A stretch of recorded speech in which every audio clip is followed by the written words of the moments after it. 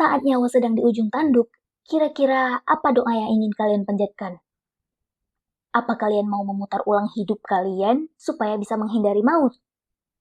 Tapi syaratnya, kalian harus melihat kematian sadis semua sahabat kalian. Oke, Dimas dengan doanya yang sungguh-sungguh berhasil membuat dirinya dan 7 orang temannya mengalami reset atau perulangan waktu. Novel Reset karya LZ ini bergenre thriller. Tema utama yang diangkat dalam novel ini adalah tentang perulangan waktu yang dialami oleh 8 sahabat yang sedang diambang kematian. Untuk informasi, novel ini memakai POV si Dimas ya. Di saat mendekati ajalnya, karena dikejar-kejar pembunuh yang sangat sadis, Dimas merasa kalau hidup para sahabatnya itu terlalu berharga dan mereka nggak pantas mati seperti ini. Saat sebuah kapak berayun hendak mengkorok leher Dimas, dia tiba-tiba pingsan. Riset pertama dimulai. Riset pertama dimulai ketika ada telepon dari Esther yang mengajak seluruh sahabatnya untuk reunian secara tiba-tiba. Sudah 5 tahun Esther tinggal di Amerika. Dia juga nggak pernah bisa dihubungi sebelumnya. Jadi tentu saja semua sahabatnya rela mengambil cuti kerja untuk bisa bertemu Esther pada hari itu. Alasan mereka beragam. Ada yang merindukan Esther, ada yang penasaran kenapa 5 tahun silam Esther pergi dengan tiba-tiba, ada juga yang hanya ikut-ikutan. Ketujuh sahabat yang diundang oleh Esther adalah Dimas, Hendy, Aditya, Reza, Jovanka, Melissa, dan Sheila. Mereka sudah bersahabat dari SMA. Bahkan Dimas, Hendy, Reza, dan Aditya sudah bersahabat sejak kecil. Bisa dikatakan persahabatan mereka cukup erat dulunya. Meski dengan watak yang berbeda-beda, tapi semuanya akan saling tolong-menolong ketika ada yang butuh bantuan. Walau bantuannya yang berbahaya sekalipun. Bencana dimulai ketika di SMA itu kedatangan murid pindahan bernama Indri saat kelas 3. Awalnya sih si Indri ini pendiam. Lama-lama dia mulai lengket sama Esther. Emang Esther ini sangat terkenal sebagai murid kaya raya dan juga baik banget. Dia sering traktir orang-orang dan memberi mereka hadiah. Dia juga selalu berpikir positif dan gak pernah marah yang berlebihan gitu di depan teman-temannya. Itulah permasalahannya.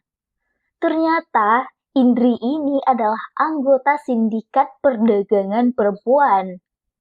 Dia mencari murid SMA yang lugu dan polos kayak Esther untuk dijual. Untung saja Reza yang merupakan pacarnya Esther saat itu curiga.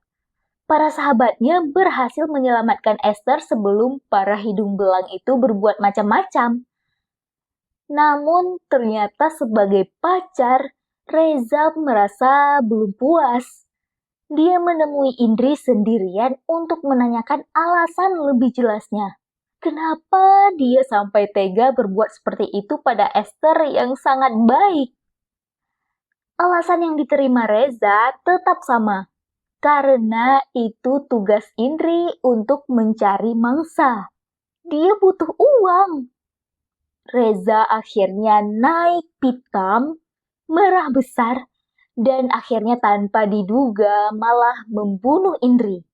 Tentu saja karena panik, dia menghubungi grup sahabatnya. Mereka semua datang dan membantu Reza mengubur mayat Indri dan menghapus jejaknya. Gila nggak sih? Anak SMA loh mereka itu. Mayat itu baru diketahui sebulan kemudian. Mungkin karena bau kali ya. Soalnya Indri ini juga nggak punya keluarga yang ngelaporin kehilangannya. Tapi mereka berdelapan sama sekali tidak ketahuan. Setelah kejadian itu, hidup mereka berdelapan tidak lagi sama. Bayang-bayang rasa bersalah terus mengejar. Terlebih Reza. Dia bahkan tiap malam selalu mengalami mimpi buruk.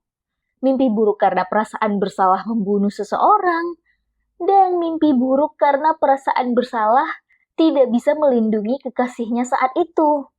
Tak lama setelah itu, Melissa dan Esther bertengkar hebat. Padahal mereka berdua sangat akur sebelumnya. Melissa yang dari keluarga serba kekurangan terus saja menempel seperti lintah pada Esther.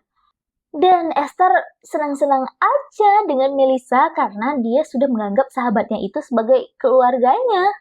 Mereka semua heran dengan kejadian itu. Kenapa Esther yang lemah lembut bisa marah seperti itu, bahkan sampai menampar Melissa? Apa yang sebenarnya terjadi? 2 hari setelah itu, Esther kabur ke Amerika. Ya, katakan saja kabur. Soalnya dia pergi setelah melakukan dosa yang sangat besar. Dan lagi-lagi, semua sahabatnya membantu membereskan dosa itu. Disinilah mereka sekarang, di villa mewah yang disewa Esther untuk tempat reunian. Di sini Dimas dan Jovanka merasa seperti sangat familiar dengan tempat tersebut. Beberapa kali kelebat aneh muncul. Jovanka juga merasa seperti sedang membaca sebuah novel misteri untuk kedua kalinya. Kalau Dimas sendiri, dia sering tiba-tiba tertidur dan bermimpi teman-temannya itu dibunuh. Dia bermimpi kepala Melissa menggelinding di kakinya. Mimpi Sheila digorok sampai mati. Mimpi Reza juga digorok di toilet. Dia juga mimpi Jovanka dipotong tangannya sampai kehabisan darah. Pada riset pertama, semuanya menyaksikan kematian 2 teman mereka, yaitu Sheila dan Reza. Persis seperti mimpi Dimas yang dianggapnya halusinasi. Dimas dan Jovanka saling memberitahu. Mereka juga ngerasa kok aneh ya, kenapa bisa halusinasinya menjadi nyata? Dimas dan Jovanka menjadi sangat ketakutan, apalagi waktu riset kedua. Kali ini mereka lebih sadar gitu. Mereka udah lebih tersadar kalau mereka mengalami yang dinamakan dengan riset. Tapi mereka belum paham nih dengan aturannya. Apa mereka akan terus mengulang hidup tanpa batas atau gimana? Pada yang kedua kali ini, Dimas dan Jovanka mengatur strategi gimana biar Sheila dan Reza gak mati. Mereka terus membuntuti temannya itu sampai di toilet kematiannya pada riset pertama. Saat ditelepon, ternyata Sheila masih hidup. Dia cuma lagi perbaiki make up-nya di kamar. Jadinya Dimas dan Jovanka nunggulah di kamar di sampingnya. Pas masuk kamar, Dimas kembali tertidur dan bermimpi kepala Melissa menggelinding mengenai kakinya. Matanya melotot ke arah Dimas. Aku nggak tahu sih gimana perasaan Dimas waktu ngeliat temannya itu. Apalagi dia akan melihat kejadian itu berulang kali karena riset ini. Waktu bangun, Dimas langsung lari ke kamar mandi untuk mengecek Sheila. Bener dong. Temannya itu udah mati untuk kedua kalinya. Pokoknya di riset kedua, Sheila dan Reza kembali dibunuh. Mereka nggak bisa mencegahnya. Saat itulah Dimas pingsan dan terbangun untuk terjebak di riset ketiga. Di perulangan ketiga ini, mereka berhasil menolong Sheila. Tapi kali ini skenario hidup mereka berubah. Beberapa adegan mulai tidak sama lagi dengan kejadian sebelumnya yang mereka ingat. Dan kali ini, Melissa yang mati menggantikan Sheila. Kalian tahu, kematian Melissa benar-benar keji. Dia ditusuk berkali-kali di perut. Kayak pembunuhnya itu punya dendam kesumat gitu loh. Ususnya sampai keluar. Tapi saat dicek napasnya, dia masih hidup. Nggak bisa dibayangkan sih sakitnya gimana. Mana nggak bisa dibawa ke rumah sakit lagi. Soalnya, kunci mobil semua orang tiba-tiba hilang. Sinyal ponsel mereka juga pada hilang. Lampu juga mati semua. Sambil gelap-gelapan dah tuh. Saat itulah Hendy juga mengaku pada Jovanka dan Dimas kalau dirinya juga merasa ngerasain hidupnya terus berulang.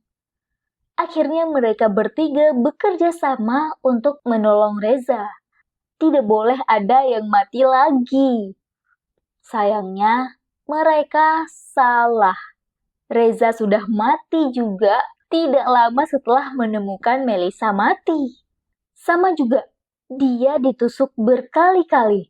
Tapi tidak sebrutal Melissa, Reza masih hidup, masih bisa bicara terbata-bata.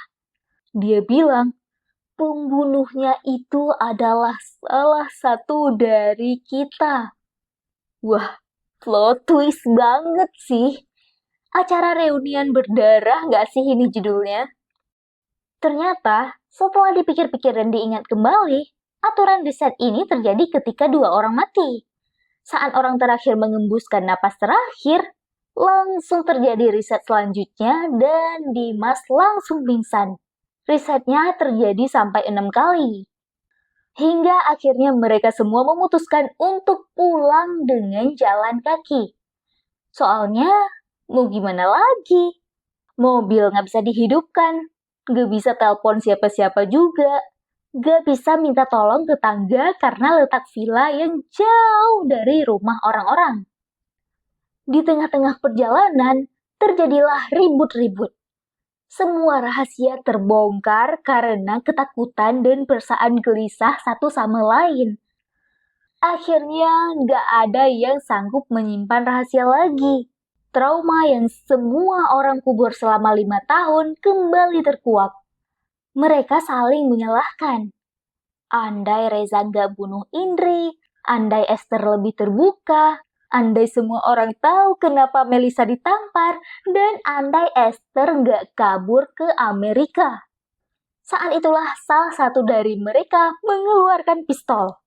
Dia kayak orang gila, merasa paling menderita, merasa paling tersakiti. Akhirnya dia dengan sadar langsung menembak. Tebak siapa yang kena? Adit. Cekcok terjadi sampai korban mati dan riset terjadi lagi. Di riset terakhir ini, semuanya terbongkar.